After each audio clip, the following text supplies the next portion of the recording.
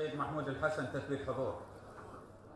بە مانجیان جاندانی هەڵبژاردن لە پارێزگای کەرکووک ئەنجومەنی نێنەران لیژنێکی پێکێناوە بۆی پێکاتەکانی کەرکووک بگەنە ئەنجامێک کە لە ڕێگەی هەڵبژاردن لە کەرکووک ئەنجام بدرێت. وەک نوێنەرانی ئەم شارە قبول ناکەین هەڵبژاردن لەم پارێزگایە نەکرێت لەبەرەوەی حەقێکی مافێکی دەستوری ئەم خەڵکی کەرکووکە کە نوێنەری پارێزگا هەڵبژێرێ لەلایەکە کە تۆ موافقەت داوە کە ئەنجومەنی نوێنەرانی عێراق لەم پارێزگایە بکرێ بەڵام ئەنجومەنی پارێزگا نەکرێ ئەمە بانێک و دوو هەوایە بە هیچ شێوەیە قبول ناکەین و ئێمە لە پەرلەمان زمینەیەکی باشمان بۆی ساز کردووە و زمینەیەکی خۆش هەیە لەگەڵ هەموو لایەنە سیاسیەکان بە تایبەتی شیعەکان سونەکان قسەمان کردووە و هەزۆریان هاوڕان لەگەڵمانە کە هەڵبژاردن ئەمجارە بکرێتەوە. بەشێک لە شۆڤینێتی عێراقی کە ڕێگرن لە جێبەجێکردنی پرۆسەی هەڵبژاردن لە کەرکووک بۆ ئەو مەبەستە تا ئێستا زنجیرە کۆبنەوە هەم لە پەرلەمان هەم لە حکوومەت هەم لە سەرۆکاتی کۆمار کراوە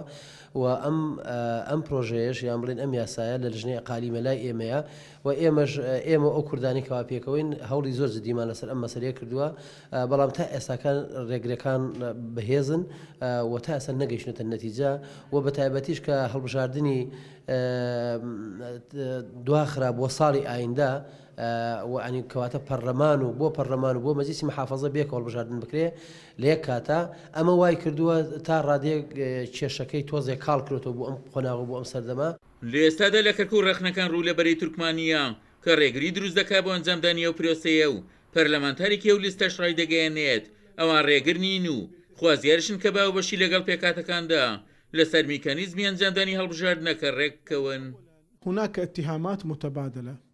حول من يعرقل الانتخابات. تۆمەتی جۆرا و جۆر دەکرێت لەبارەی هەڵبژاردننی ئەنجومەنی پارێزگای کەرکووکەوە من پێشنیار دەکەم کۆبوونەوەیەک ئەنجام بدرێت بە چاودێری نەتەوە یەکگرتوەکان و حکوومەتی عێراق و نوێنەرانی کەرکووک لە پەرلەمانی عێراق تاوەکو بگەینە نەخشە ڕێگایەک بۆ ئەنجامدانی هەڵبژاردنەکەی کەرکووک. من پێم وایە هەڵبژاردن ئەنجام دەدرێت لەو کاتەی کە هەموو پێکهاتەکان دەگەینە ڕێککەوتنێک چونکە ئەگەر لایەنێک ڕێگر بێت ناتوانرێت ئەو پرۆسەیە ئەنجام بدرێت بۆیە لە ڕێگەی ئەو دیالۆگەوە دەتوانین بگەینە چارەسەرێکی تەوافقی بۆ کێشەکە. وممثليهم في مجلس النواب وأدعو الأمم المتحدة